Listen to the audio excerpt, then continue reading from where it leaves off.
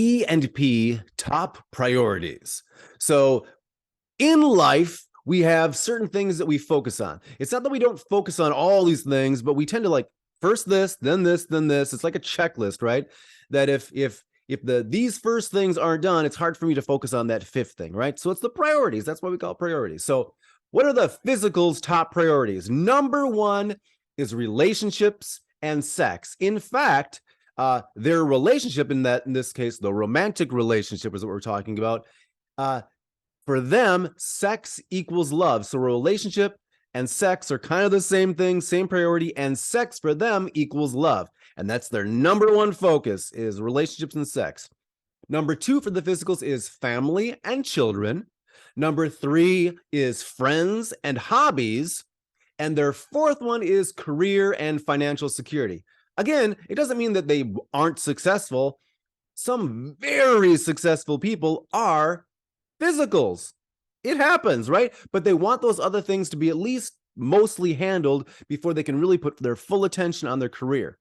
Emotionals, what's their preferred? Their number one is their career and their financial security. Everything is in that first one.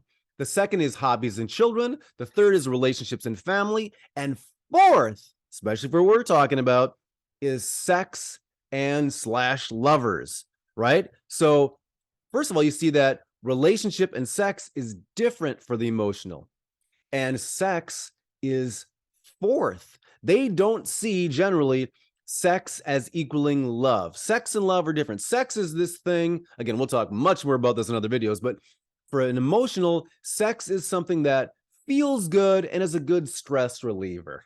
They think about it kind of mostly up here. They're detached from their body.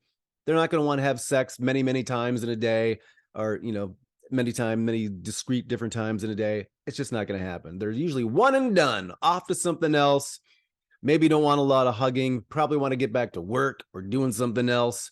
So that's the four different groups. You can kind of see how boom, boom, boom, boom, boom.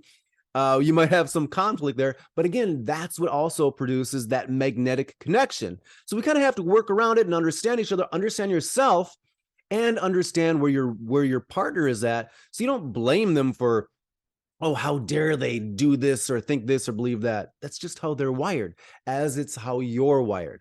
In our society, in Western culture, we tend to focus on the physicals as being the ideal. So if you go to a therapist, it's like, yeah, you want to feel emotions in your body. Yeah, you want to express yourself. You want to, blah, blah, blah. You want to do all these things that tend to be physical traits. So in some ways, it's normalizing emotionals, right? It's normal. It's half the population, so it should be normal. So think about these again. See where you fall into it. See where your partners fall into the different orders of priorities, and put your questions below. DM me. I'll see you on the next video.